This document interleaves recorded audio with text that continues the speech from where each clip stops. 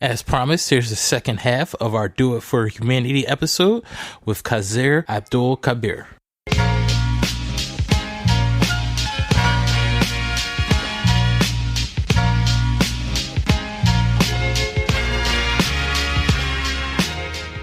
We need to knock on our neighbor's door, like we do, and drop leaflets in there. We need to engage with our neighbors. We need to engage with the children. We need to make dialogue. What we do is, me, you, and when I say me and you, Gus and Ish, we're walking down the street. The young guy's in front of us with his pants halfway off his butt. And we all look at each other like, man, that's messed up. He shouldn't be like that. Instead, one of us should say, yo, my man, pull your pants up. We real men. Real men keep their pants up. Gotcha. That starts that dialogue, because he's going to turn around, what? My man, we ain't coming at your neck. We saying is, for all you know, we three could own a company, was looking at you to hire you, but you got your pants down. How you present yourself is how we see you.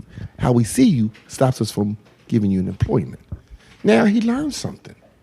So now, because I do this, and I'm telling you now, you walk down 60th Street, when people see me, they see me, that's Mr. Kayzar. They pull their pants up. You understand? We had to make that dialogue. We had to make that extra step to our children. We had to make this extra step to the African-American children. If we don't, we're failing them by just keep saying, that's messed up how they with it. That's a star. That's all messed up. It's easy to talk about it. Kevin Hart said that today. All you jokers with all these, you want to talk about what to do, X, Y, and Z, and don't do nothing, you're not helping us. You're hurting us. Sit on the sideline. As he put it, sit your dumb ass on the sideline. So do you actually see the change in some of these parents from the efforts that are out there? Yes. I hate to tell things that we've done as Muslims for Humanity, but a couple of weeks back, I was at the police advisory meeting, and yes, I'm on the police advisory, and yes, everybody should get on the police advisory. That's how you get to know the police officers in your district. That's how you get to know the captain, the sergeant, the lieutenants. You need to be on that police advisory. Anyway, 83-year-old lady comes up to me, and she says, "Is your name Kayzar?" I said, "Yes, ma'am, that's my name." She says, "Well, someone told me that if I wanted something done, to go see Kayzar from Muslims for Humanity." I said, "Okay, how can I help you?" She said, "I have a 90-year-old neighbor next door to me whose yard looked like Vietnam. And we've called the city, we've called the state rep, we've called the state senator. No one has come to our rescue. So they told us to see you." I said, "Okay." I went back to the mosque, and I spoke to a guy named Saladin Thompson, who has a lawn care service. I said, "Listen, Saladin, she needs, the place done. I don't have no money to pay you. The lady doesn't have no money to pay you, but we need to get this done." He said, "Kayzar, don't worry about it. I think about the blessings." This is what he said. "I think about the blessings my Lord will give me for giving back to somebody." He took 5 people that Sunday and went down there and cleared that lady's place out. The lady called me on the phone, the 83-year-old lady with the 90-year-old lady and the other neighbor that's 85, and the 90-year-old lady was crying. She said she didn't believe no one would help her. See, that's giving back to the community. That's what we're about. This is what we should be about as a community. It's no way Gus gets sick and we watch your lawn get high like Vietnam, and nobody on the block don't come in and cut it down, knowing you're in the house sick. You don't have no way to pay nobody. You ain't got no way to get out there. You understand? Caring about our community is caring about who's in our community. We need to care about our elderly. We need to make sure they're all right. Not when they say on TV, "Oh, it's a hot day today, looking on the elderly." No, you should be looking on them when it's not a hot day. You understand? Because there's elements around us that's trying to destroy us. We are in a spiritual warfare that we don't seem to want to get out of, and we don't understand. If our spirits are not good, how do we want to change? Well, it seems to me, and maybe it just comes down to education, that the black community has a way to fix a majority of our problems. We just refuse to do it. We can buy from black-owned businesses, but we'll go to the Chinese store. It's possible. We just refuse to do it. You know why we go to the Chinese store?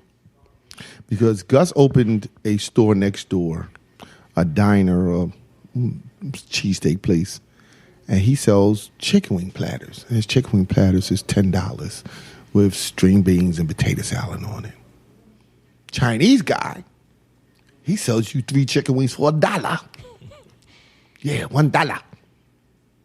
When I go past there, I ain't thinking about the nutrition Gus is trying to get me to eating right. I think about that $1 that I can buy 3 chicken wings for $1. Not knowing if he ever changed the oil again, if they're real chicken wings, nothing. All we know is it's $1. So we rather go past you to go to the other person. I truly get very angry when I hear, oh, I ain't gonna never support another black business. They did X, Y, and Z. But yet you'll walk into a Chinese place and they'll treat you nasty. You'll walk into a Korean store, they treat you nasty. You work in the Dominicans, they always talk in Spanish. They never talk English around you because they want to treat you nasty. But you keep going to them, but once a black person do to you, you don't want to never be bothered with them. See, that's that self-loath, that self-hatred that we have for one another that we just can't get over. But we'll sit in church on Sundays and hear God is love and we should love one another, forgive one another. We'll sit in the mosque and hear you should forgive your brother, because the law forgives you. You'll sit in the synagogue and hear, to love God is to know God, but you don't practice it. And so when you don't practice it, that spirit that don't practice it doesn't allow you to become a better community. I mean, I know it might be a stupid question. Never. But is there a formula out there that we can employ that fixes this? Yes. For us to fix it, I say 2 things have to happen. 1, they must destroy family court. There should be no family court because family court does nothing for the family. Let me show you why. What people don't understand about family court, and it took me a long time, and I used to be with an organization called National Comprehension Center for Fathers, Father Initiative Program, under Kofi Asante. And I worked for him a good 6 years. I learned a lot. I worked in the legal department.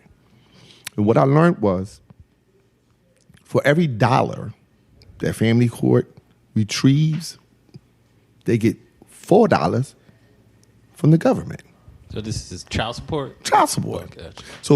So if I have you on child support and say, Gus, you're going to pay child support at $100 a week, the government gives me $400. That's crazy. Never heard that before. Yeah, look it up. And here's the kicker.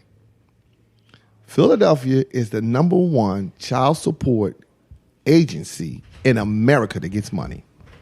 Shoot, if you told me I can get 4 times whatever I get back, I'm on everybody. Right. But here's what gets me about that.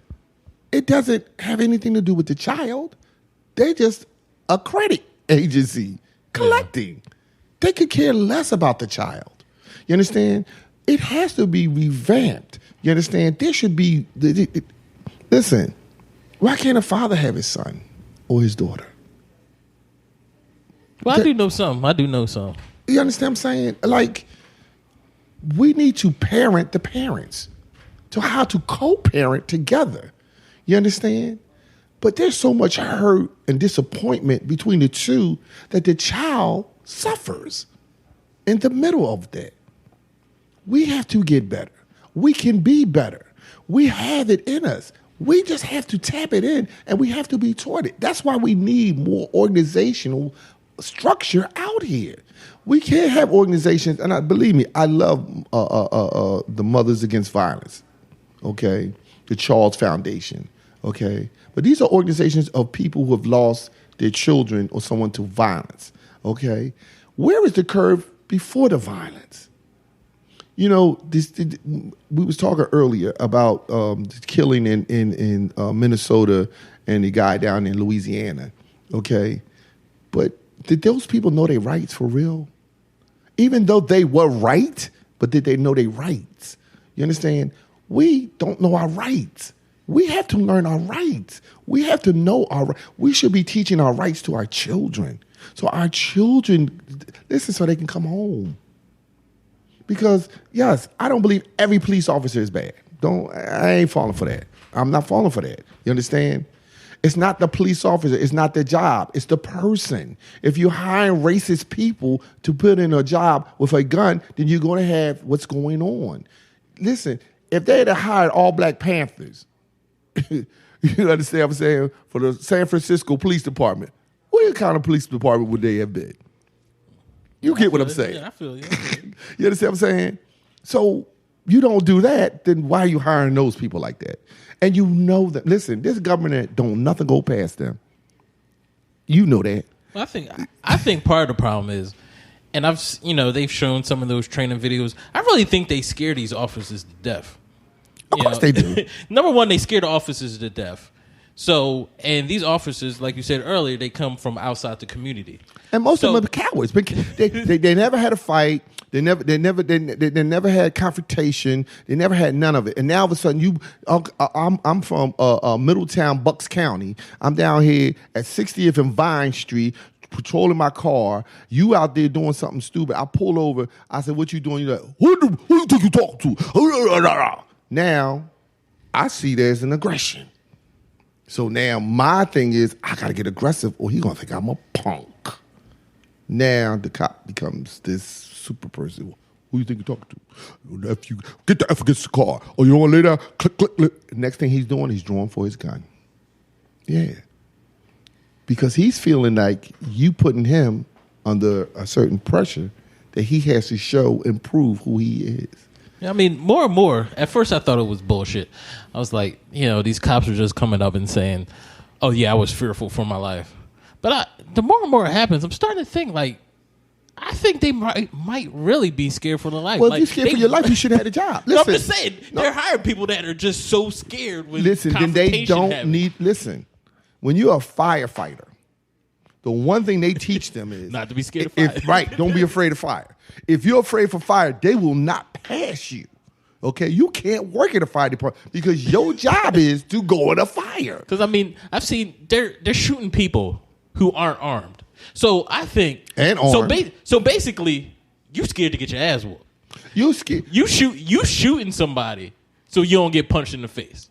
Okay. It's not you're scared for your life. You're scared of getting beat up.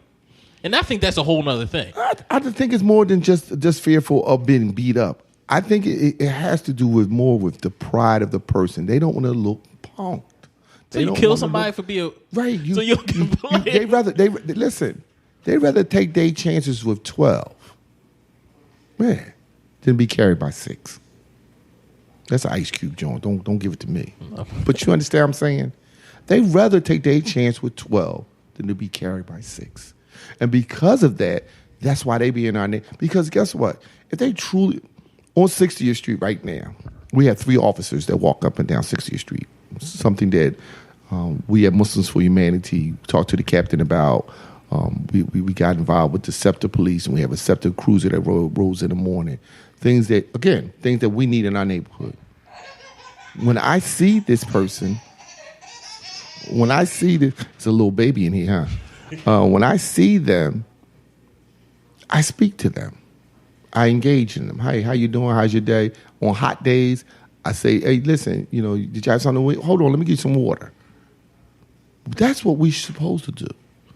Most of the time, when they walk past people, they got to look at them sideways because the people don't talk. They don't say nothing. They give them a dirty look. So, again, there's that fear factor. How I know you ain't packing a 380 trying to hit me in the back of my head when I walk past you. We have to be careful of what we do in our communities and say we want things done and we're not doing anything to help it. Yeah, I kind of feel what you're saying because, I happen to live in the suburbs now. And how is the suburbs, guys?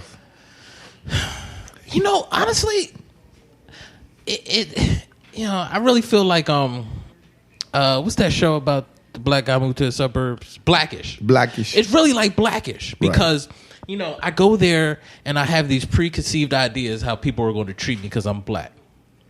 I'll give you an example. Next door neighbor is a retired New Jersey state trooper, white guy. Right.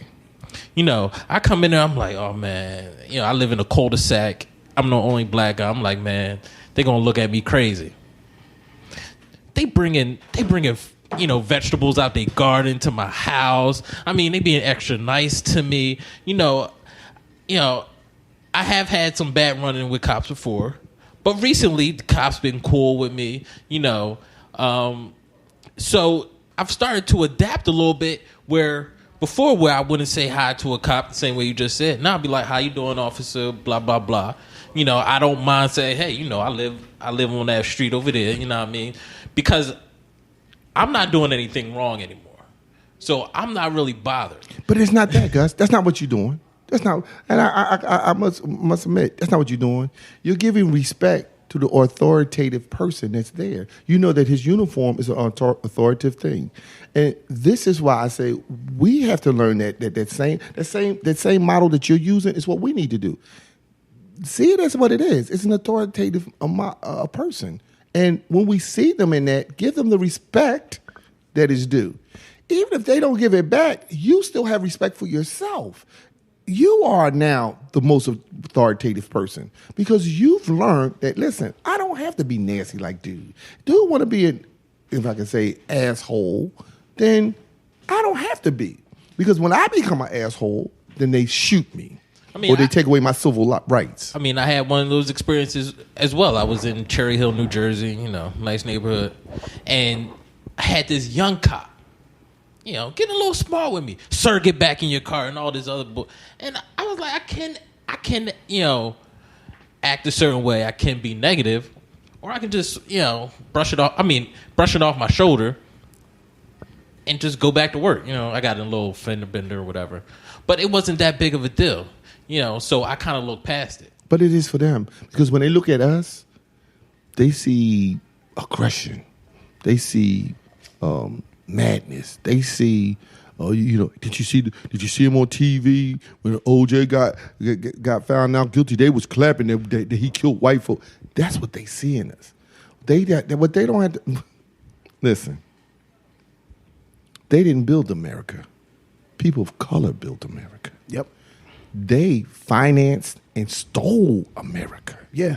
But they didn't do anything greater than the people of color did. And we are more American than they will ever be. Okay? I give you an example, and I'm going to let your man get back in. Pause.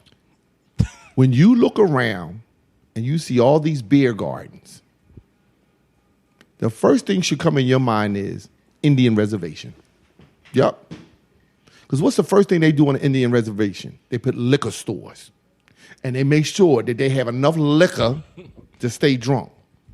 Because a drunken mind ain't doing nothing. Nope. But committing violence against each other. Yep. So you think this is not designed that way? And what they do is they make sure they're not seen. Because look at it. Most of your stop and goes is Koreans, Chinese, people like that, right? But most of the liquor they buy is from white folks. Anheuser-Busch, Colt 45, they're all white-owned companies. Mm-hmm. They are the backing for them to be there. They're not going to come and sell it right out. So we'll get the middleman. So when people get mad, they'll get mad at the Chinese man and the Korean man, but they won't get mad at Anheuser-Busch. Because, hey, we ain't doing that. We just selling them some beer. We're selling them Coronas. We don't think that's going to hurt nobody. Knowing you causing alcoholism, violence, prostitution, drug addiction. You know it.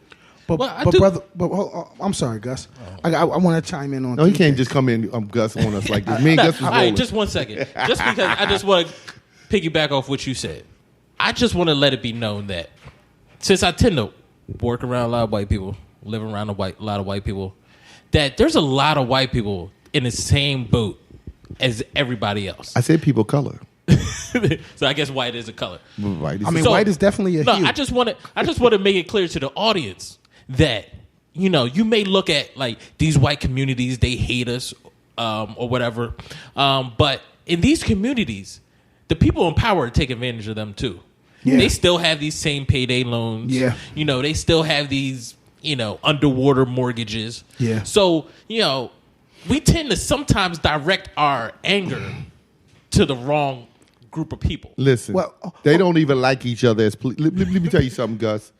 Majority of your police officers and firemen were Irish people. Yep. That's where it started from. That was cops and robbers. The Italian was the mob and the Irish was the police. And guess what? When blacks infiltrated that, they truly hated that. So they don't really like him. So you're putting in two positions. You got a community that don't like you because you're police officers, and you got police officers that know you, but they hate you because you're black. They are in a bad position. That's why I say, I'm gonna leave y'all with this. The guy that got killed outside Louisiana, I want you to visualize this. He's a white guy. Two black cops take him and wrestle him down to the ground.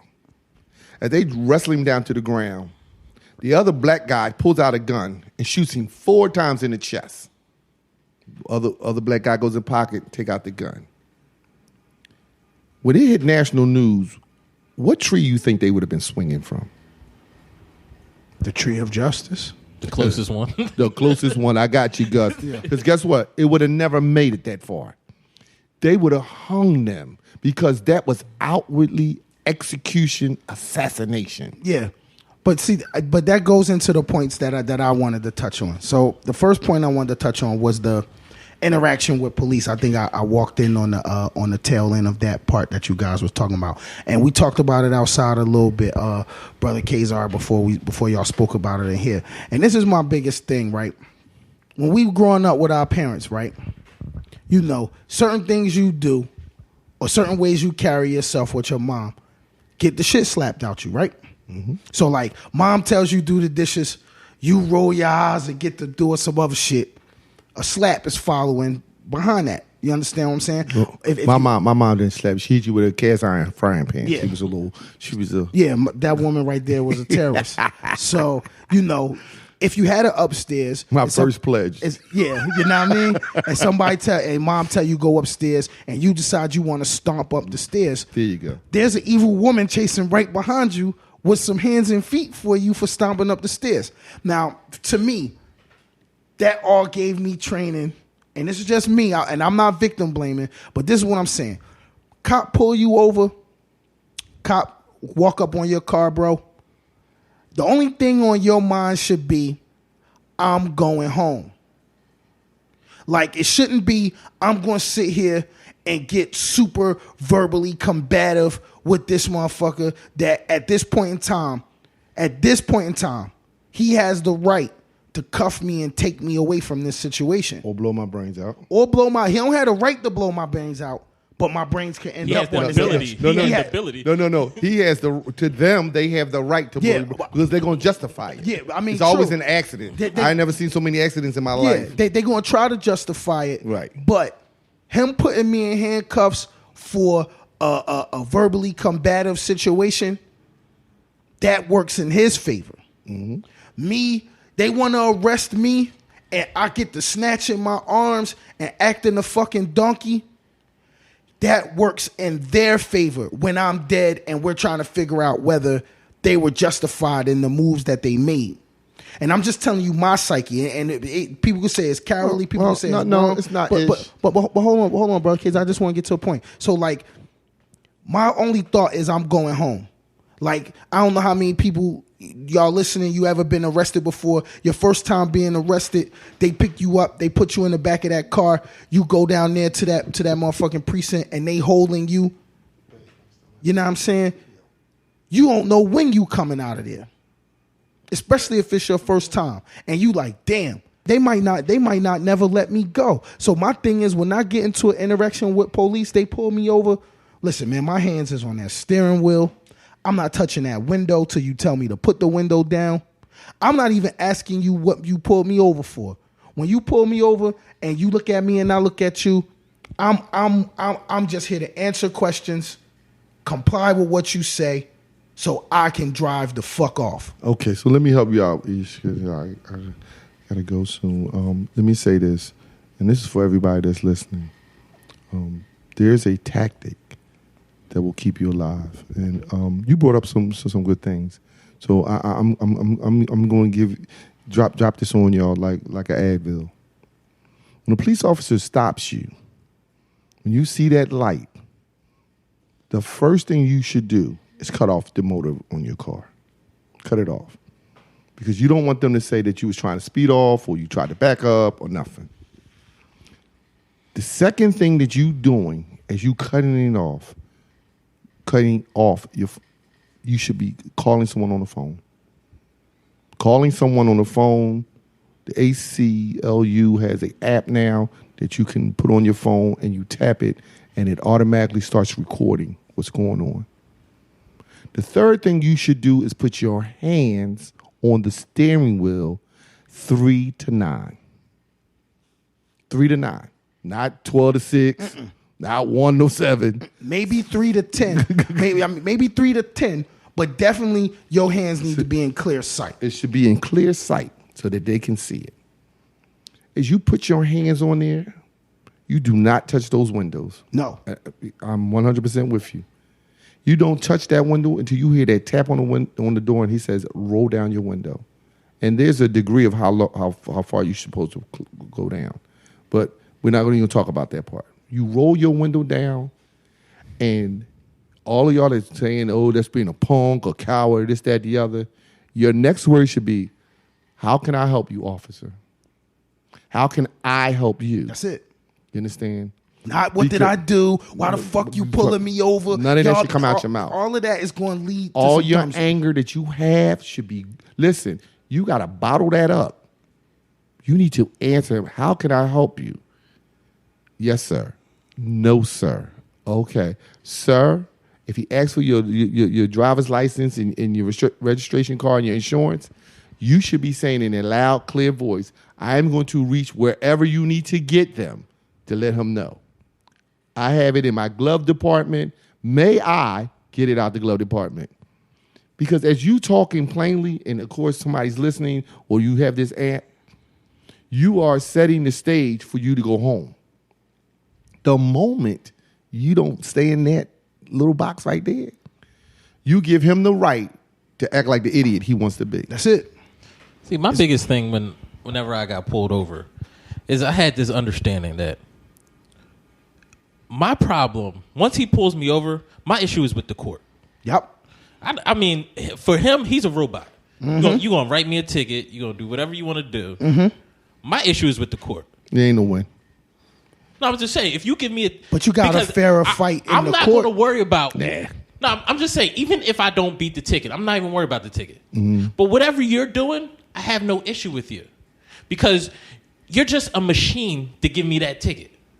You spit out, either you're going to let me go or you're going to give me a ticket. That's it. Whatever. I can't argue. There's no point in me arguing with you. Let me tell you something. Let me tell you how I got out of a ticket one day.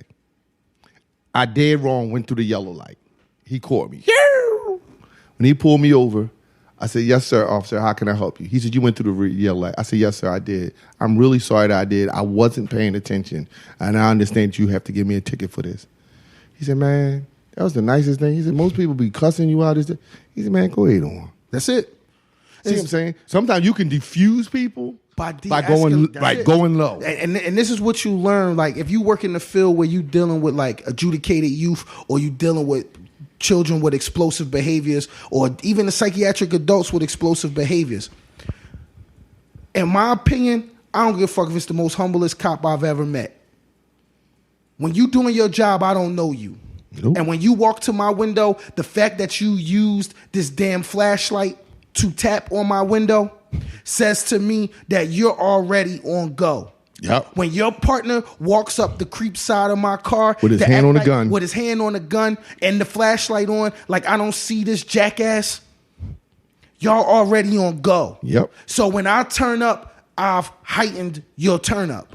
Yeah. So when I speak in a lower tone, you gotta be a dickhead to attempt to still be aggressive when you're meeting somebody that's humble.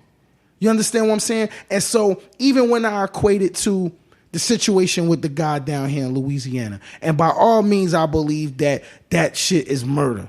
What happened to him is murder. That has nothing to do with law enforcement. To all the cops that I know out there that's good fathers, good men, good servers of the community. When you hear me say bad shit about cops, just know I'm not talking to y'all. But for real, when they walked up on him on 100, if he turns down and complies,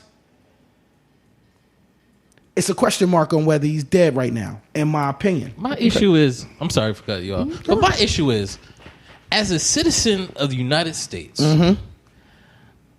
I think I should be, if a cop pulls me over, I should be able to be an asshole and still live. No. No. No, I should. No. I mean, No. why not? No. If I'm working on a job, let's take it for what you just said. If I'm working on a job, I don't work with no asshole. I don't, because I'm not enjoying my job. I'm not going to do the 100% that I'm supposed to do. What I'm going to be is totally frustrated, aggravated, and upset because this asshole keeps doing things. So it's the same thing with a police officer. He, in return, at least stops, okay, let's say 100 assholes a night. You the 99th. Now, everybody else may have been a little compliant, a little bit, but you went straight for the jugular vein. Now, his frustration level is beyond roof. His whole day just about to get taken out on you. Yeah, okay. Sergeant just chewed his ass out about something he did. His girl ran off with the dog. Twice. Listen. She ran off with the dog twice. You understand what I'm saying? And now here you come. I can only say it as a Muslim, what I know as a Muslim. And Allah tells us that He loves kindness in all things. Yeah. But so, just think if okay. So the kindness, but that's what I'm saying. You can't be one. What if I was having a bad day? I get pulled over. You know, who knows? My girl cheated on me. I got caught cheating on her. Whatever it is, my kids acting up. Whatever it is, you know. If you pull me over and I just happen to be a freaking asshole that day, that shouldn't be a death sentence. It shouldn't be, but I want to say this. It shouldn't be. But let's say this. Let me say this to you. This is how you should think automatically. Do I really want to be a part of the wet T-shirt contest? No, or even one better. Do I need to add on to this more shitty day? Yeah. If I just had a shit... I don't know if that's a word, but... Yeah, I mean, I don't want to say, do I want to add on to this shittier day? So sometimes you got to put the more in there, like, you know what I mean, more shitty. You know what I'm saying? But do I want to add more shit on top of this shit sandwich that I'm already eating today? You understand what I'm saying? And so, in my opinion, I look at situations like that as like Allah testing you. You having a bad day, Allah just put this test right here for you to understand what's important. And what are you going to do to protect what's important? I'll give you one. I'm glad you said it like that because some people are not Muslim, so I can go another way with it. You think Jesus didn't have a bad day when they say that he was being traded in by his best friend Judas? His brother. Okay. You talking about a bad day. That's a bad day. That's a bad day because you about to die. Like y'all just had Thanksgiving. Y'all just had a good meal. Y'all just did the Passover. I just watched your feet. And you just went out here and ratted. And you went and you took some money over me. And then they done beat me. They done punched all on me. They chained me all up. But yet, in that same instance, when you read it correctly, Jesus talks about loving your neighbor. Loving your neighbor. Loving your enemy. Yep. We have to, again, I was saying to you earlier, guys, it's a spiritual thing.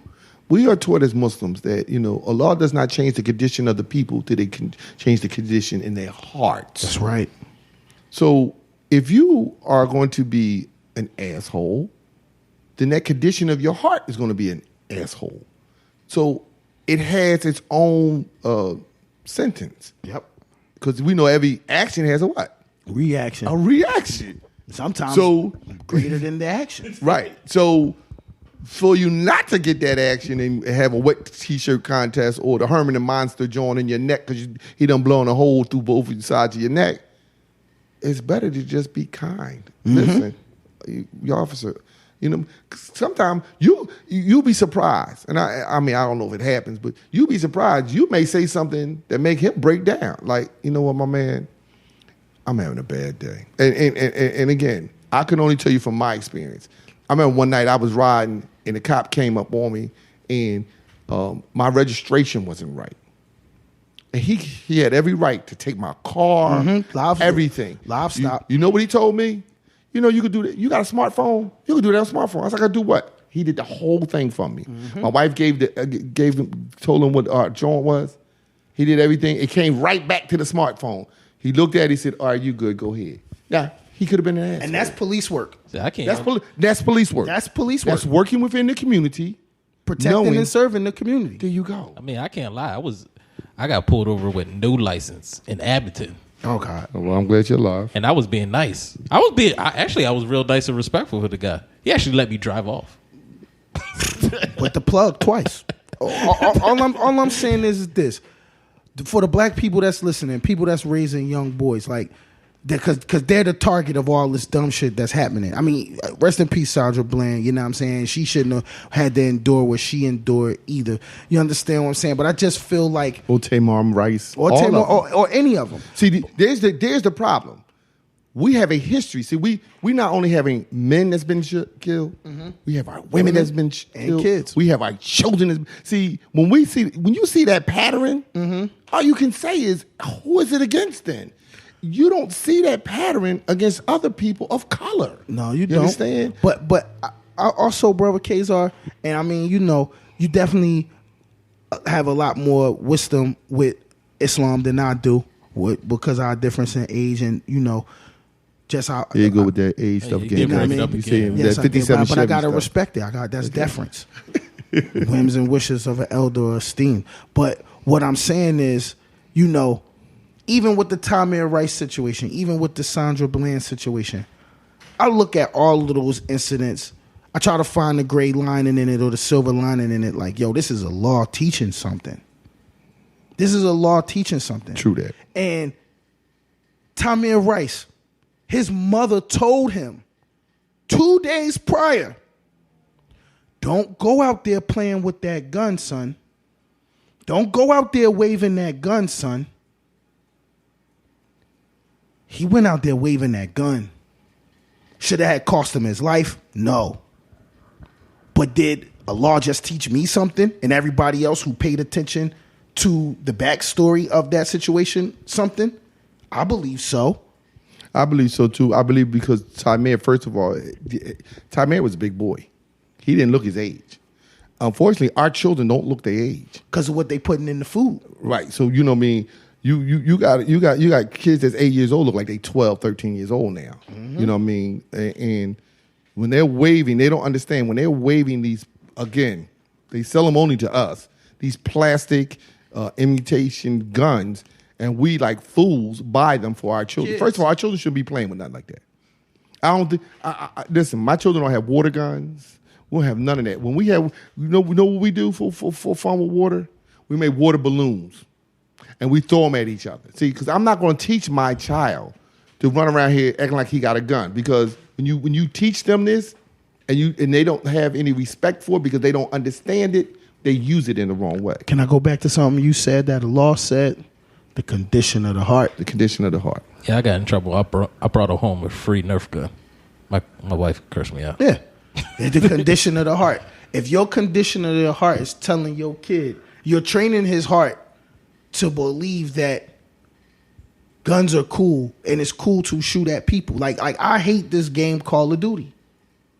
Right. You got realistic army tactics, realistic things, realistic guns, and it's the biggest craze. They online, they shooting, they gunning people down.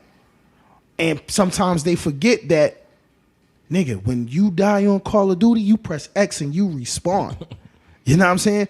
When you get hit in your shit out here in these streets, ain't no respawn.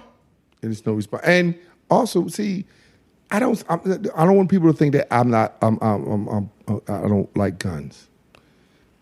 But if you're teaching your children to hunt, because hunting, you should teach your children to hunt. Because the world we live in now, we may end up had to be out in Fairmount Park trying to track deers. I don't want none of them deer drinking that skookle punch. Okay. No. But you understand, we should teach our children how to hunt to preserve themselves, to things of that nature. Mm-hmm. But we don't teach our children to hunt humans. Okay? And unfortunately, these other people are hunting us. Yep. Like they're in Africa at the wild beasts or lions, and our children are dying like that. Mm-hmm. So that's why I say, I'm not against guns because I belong to the Huey P. Newton Gun Club. Yes, I do. You understand? And if you know anything about Huey P. Newton, you'll know what I'm talking about. Yep. You understand? I think every last one of us need to join the gun club. Yeah. You understand? As long as the gun club It's not corrupting my heart. No, it's not corrupting you have a right to protect your family. You understand? But I don't be have it at bow and arrow, crossbow, double barrel shotgun, Tech 9. But you don't have the right to walk in the street and kill somebody because you and him can't get along. Because you see him as a threat and he's not really a threat because you could walk away. You don't have those rights. No, you those don't. are not rights that we should do. We should be protecting our neighborhoods. Yeah. Yes. If Gus' sister is being raped and I'm walking past and seeing it, I'm going to blow dude away. Yes, sir. Let's say Yes, shoot sir. him. Let's say Yes, shoot sir. him. Let's not say blow him away. Okay. Pause. I will politely interject a missile, a projectile. a projectile into this person's bodily function because he is now creating a crime against a friend of mine's sister. Just shoot him in the ankle and then call me because I'm gonna take care. But of the no, rest. but We gonna have but broomsticks. but you understand what I'm saying. But you know what? And the thing is, big bro, he not only committing a crime against a person that you care about, he's committing a crime against humanity. Right. And you're a Muslim for humanity. He's committing a crime against humanity because he shows no lack of respect for life. That's right. You understand? So in those instances, a pedophile, anybody get all upset. It's up to seas. Those people. No. You ain't supposed to be touching kids. Nope. Okay? Yeah. Okay? We didn't have all those things in the black community in the 60s. You cannot show me in the 60s about rape, murder, pedophilia, is this what it's called? Pedophilia. You couldn't find that in the black community. Nah, I've heard quite a few stories about pedophilia. Honestly, though. you could find pedophilia and statutory rape, date rape, and all of that. But for some reason, back in the day, our communities was so tighter that we dealt with each other. Yeah. yes, we. I mean, you didn't hear about it. You didn't but it hear was about it, but it was done and it was dealt with. Right. Someone paid a price for that. Let me tell you a short story. I really do have to go, but let me tell you a short story. My older brother, you know what I mean? He's been in jail for almost 40 years. But when he was young, we had a store on the corner of 44th and Aspen Street called Dee-Wee's. And my brother, he was strung out on heroin. And he went in there and robbed them. Now, mind you, this man knew us since we was children. He went in and robbed them. Mr. Dewey didn't call the cops. No, he came to his mother's house. He came to my grandmother's. Yeah. And told her what he did. Yeah. And told her how much money he took. Yeah. And my grandmother went upstairs into a little thing, opened it. That little took the money, stash that grandma's got. and gave him the money that was taken. And then gave your brother an earful and probably a slap upside his shit. Told my brother he better not come around the house. She had a double barrel shotgun. She wasn't playing with it like that. You understand what I'm saying? I'm saying that's how we took care of our community. Our community, yes, did we have robbers there? Yes. But usually the robber, we knew each other. So I could go to Ish mom and say, listen, Ish this. I said, oh, he did? Oh, don't worry about you. I never had this problem again. Slap, we slap, didn't slap. have those problems no more. We have gotten away from that. We have gotten away from, in the summertime when I was young, we was outside, the parents gave us books to sit on the steps. We read to each other. That was a long damn time ago. Yeah, because these dummies can't even. Anyway, they couldn't spell cat if you gave them the K. But anyway, it's a joke there, Gus. You'll get it later. I got it. Why Gus gotta be slow? Because you're light skinned. Only because I'm the only Christian in the room. Oh, stop. You that, Gus. You gotta slow it down for the Christian. Yeah. So, well, you with the Christian Alliance, so you don't worry about it. That's it. But go ahead, Gus. So what I want to do is, because I know you got to get out of here, big bro, I want to say 3 hashtags to you. I'm going to say it to the room. And I just want, I guess, not the longest response ever, but just some feedback to it from everybody. And you go first, Brother Kayzar. All lives matter. Bullshit. Next. Gus. Fucking duh. I mean, You shouldn't kill anybody. You know why it's bullshit? Because Black Lives Matter. And let's be truthful. If we want to get philosophical, this, that, the other, the beginning of civilization is through blacks. So then if Black Lives Matter, then all lives matter. All lives matter because they come from blacks. So I'm going to leave it right like that. So For me, hashtag Black All Lives Matter. My response is, thanks a lot, Captain Obvious. They're pretty much the same as fucking duh. Like, who the fuck said that Korean lives didn't matter? Right. We just wanted to make sure you knew. Because apparently it don't seem like y'all. I would feel a little way about it if, I heard all Martians' life matter. So that's what that's saying to me. I mean, if they live here, then okay, Martians' lives matter. Just make sure that your life mattering doesn't interfere with my life mattering. That's it. Okay, here we go. Cops' lives matter. Very much so. I got two sons that are police officers, and I know for a fact that their lives do matter because I don't want nobody to take this the wrong way, but I protect my family. As you should. That's why I can tell you. And I know my boys are raised good. Yeah. And I'm pretty sure there's pretty much a lot of them are. I have other brothers. In fact, one of my brothers is a sergeant. You know what I mean? So I know that cops' life matter. I think the uniform matters more than the person. That's right. The position matters. You understand? I think that's what matters, not the person. Because you gotta, again, I agree with Gus. You got a lot of assholes in those uniforms, and because of that, they're making the uniform get the stain that it shouldn't have on it. Gus, cops' lives matter. Yeah, we pretty much knew that one too. Yeah, thanks a lot, Captain Obvious. I saw this. I saw this meme today, right? When the dude said, he said, y'all Negroes running, and he was black. He said, y'all chicks running around here talking about fuck cop lives matter. But when your boyfriend slap your head in between the washer and the dryer, who you gonna call? You feel what I'm saying? And of course, it was funny to me. I'm sorry. I mean, it's a meme, so it's better visual. I understand. I'm the same way. I feel the same way about it too. Yeah. I feel as though we can say what we want for a cop, but if somebody busting through your door, you gonna call them goddamn police. 911 becomes your best friend. Yeah, you ain't calling Ghostbusters. You ain't calling no Ghostbusters. Before you jump out your window, you will keep calling 911 to make sure that they come out. And you're gonna want a cop to come up with a gun. Yeah, that's what I said. And you're gonna hope that he comes out and shoot whoever busting through your door. Yeah, right. So I do agree with you. Let's not be hypocrites about the bullshit. Like you said, you got to respect the position. The position. And maybe not the person, but definitely the position. All right, last one. Make America great again. Oh, man, this is so easy. America was never great, man. First of all, this is not America.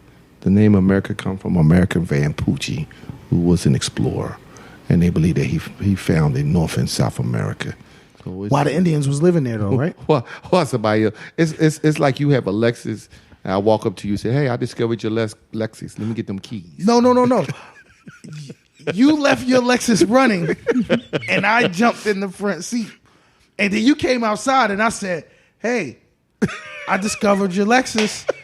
It's mine now. You know what I mean? Like, I'm from North. We discover people's cars all the time. I know y'all do. What I'm saying? They got a whole movie on that. You know what I'm saying? So when I was that's when I was young, people discovered other people's cars all the time. But on a serious note, America was never great. America it was made by people that came from England who were rapists, murderers, thieves, adulterers. There's nothing wrong with adultery. Huh? Adultery's cool. You know what I mean? You need to school them just a little bit more. Apparently. And so, when you have that in your blood and then you come here. And teach the American dream. And you teach, you give us 100 blankets with chicken pox, smallpox on it, and then steal our land and then put us on a reservation and then tell us that we're no better than the buffalo that we're killing. But then you can have casinos. Oh yeah, of course you get free, tax free, free. You understand? But then you use the Chinese and again, people of color, Chinese and Africans to build railroads and all the things that America is great for. It's great because of the people of color, It was built and not because of the people who financially did it to steal it. And that's the problem that we have with America. America is it. Listen, I've been outside. If you don't get it, if you get a chance, and you go to other countries, you're gonna love America. Because believe me, there's places where you talk like this, and tomorrow we be like, "Did you Black see, Lives Matter." Did you see?" we be making hashtags Kayzar Life Matter. You know what I'm saying? There you go. Yeah. We know that it's very important. You understand? So I don't think you can't make something great that was never great. Okay. I think that you can expand on the people to become great, but you can't expand on a country that has really listened in on their people, killed their own people. Tuskegee Institute Experiment on their people. Yeah, experiment on your people. They're gonna say you're gonna make it great again. What was great about that? I don't think syphilis was very great for those people that got it. So Gus, hashtag Make America Great Again. I think too many people have that confused. You know, he says make America great again, and we say, when was it great? You're not the person he's talking to. Of course not. If you were the person he was talking to, you would be like, yes, it makes sense to make great America great again, where I could just grow up and be given opportunities, even if I wasn't as qualified as the next man, where I could be given loans, where I could just walk into the bank and get a loan because the color of my skin. Yes, that was great. It's great when my forefathers made money off the backs of colored people, and now I have this generational wealth that's already built up that gives me opportunities. Of course, let's make America great again. Let's make America great again, where if a black man looks at my wife, that I can take him out back and lynch him and nothing happens. Right. Let's make America great again, where I am in a position higher than everyone else. Let's make America great and get Texas back to Mexico where it belongs at. So, California back to the Mexicans where it belongs. Stop saying making America. Go ahead. I'm sorry. and give Manhattan back to the Indians. My bad. Yo, all I gotta say about that though, before you say South Jersey, you can't give South Jersey back to the Indians. I got this mortgage on this house. So I'm sorry. We just can't give it back. I mean, All right. I owe a lot of money on that house. So for me, make America great again, my response is, for whom? Kind of along the lines of Gus. Do we want to make America great again for the people of Oriental descent? Because then I would say it's still great for them. You understand what I'm saying? So how do you make it great again? If you want to say make America great again for the Irish people of descent, I think they're really enjoying America. It's still great for them. If you want to make America Even great, though they drink whiskey, but go ahead. yeah, I drink whiskey too. if you want to make America great again for the Italians, I think America's still great for them. Yeah, especially the ravioli, cheese ravioli. Really good. Yeah, raviolis with Do you want to make America Garden. great again Plug. for the African Americans? Making America great for us again would be like, when the fuck did you make it great for us? Hashtag when the fuck did you make it great for us? Hashtag this shit's been fucked up for a while. Yeah, this shit's been, Hashtag it's going to take another 400 years to get us there. yeah. Okay. Make America great again for the Indians. Yeah. I'm sorry. Make America great again for the Native Americans. How about we Why they got to be Get Native your ass American? back. because Because he don't know what else to call it. yeah, my bad. No. I do. Make America great again for the indigenous people Indigenous tribal people. or indigenous tribal people. Right. How about we just like give them back everything that was stolen from them. Except just South Jersey. Like that oil. I'm just saying, man. I can't give it back, man. That's all I'm worth saying. a long time, man. That's what I'm saying. They can have the skuku back. They can have the skuku back. No, they don't want it back. They know it's That's what I'm saying. now. They can have Topple Street back. Tabahawken. Yeah, they can have that back. Okay. They can have 20th and Susquehanna back. No, they can't. Yes, they can. No, they can't. As much wild shit going over there, they can have it back. But I may want to play ball down on 16th. That's why they can't have it back. You know what I'm saying? But that's how you would make it great again. So, on that note, brother Kayzar, wait a minute. there we go. I think you onto something there. I think America could be great if all the rich people gave their money to all us poor people. But then it wouldn't be great for them. And so we didn't say for them. That's how we. But they're Americans too. So I would just No, say, they're not. if you're They're foreigners. if Don't you're a do that. billionaire, Donald Trump, if you just kept one of your billions Bill Gates, and then gave the other 79 billion Kayzar. to Ishmael and Kayzar, Yeah, Kayzar. but Kayzar should get less because he's older than me. Okay, then I can get less, and then we get $2 to Gus. You know what? You can give me $2, right? Because I'll be honest with you. You give me $2 because at the end of the day, they still find a way to be on top because money's not real. But that's a whole nother episode. Oh yeah, Yeah. But money's I like not that. real. Gus went deep for his $2, didn't he? Yeah. So You would have your 57 Chevy on us again. Okay. I just want Shit to. ain't real anyway. And neither is that 57 Chevy, but we recognize it. You know what I mean? So I want to end the show with, brother Kayzar, for all the young people in Philadelphia that's listening that would like to support the Muslims for Humanity movement. How do they get in contact with you guys? Where is your headquarters located? What should they do? Okay, you can get in touch with us by Muslims for Humanity. We have a Facebook page. We have a Instagram page. Get a Snapchat. Come on, ahead. No. I move a little slow there, homie. Yeah. I still got on bell bottoms. Okay. See, I had to throw it at him, Gus. You see how I had to throw it at him? He took it back. Bell Way bottom. back. Way back. Chocolate back. You can call me 215-668-1742. So if you're listening to this and you're a hateful person that wants to throw pig heads at a masjid, don't call my big bro.